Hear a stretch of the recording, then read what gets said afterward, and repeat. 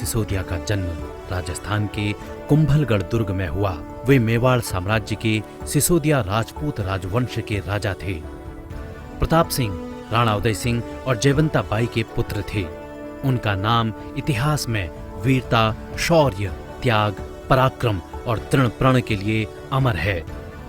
18 जून 1576 में उनके नेतृत्व में लड़े गए ऐतिहासिक हल्दी घाटी युद्ध में उन्होंने अकबर के मुख्य और प्रिय सेनानायकों में से एक बहलौल खान को उसके घोड़े सहित 2 टुकड़ों में छिन्न भिन्न कर दिया।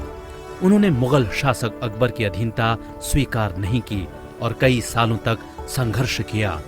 आधे हिंदुस्तान के बदले अपनी मेवाड़ रियासत न छोड़ने वाले महान पराक्रमी प्रताप ऐसे शासक थे जिनका शीश कभी भी किसी के सामने नहीं झुका।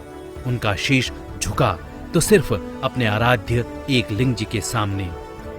भारतवर्ष में उनका नाम सर्वश्रेष्ठ स्वतंत्रता सेनानियों में अग्रणी है।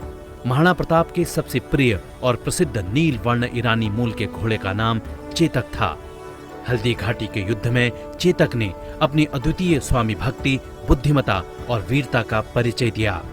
हिंदी के प्रसिद्ध कवि श्याम नारायण पांडे ने चेतक की वीरता नाम से एक सुंदर कविता भी लिखी। रणबीच चौकड़ी भर भर कर चेतक बन गया निराला था, राणा प्रताप के घोड़े से पड़ गया हवा का पाला था।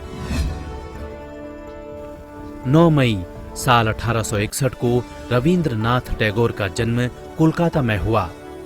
उन्हें गुरुदेव के नाम से भी जाना जाता है।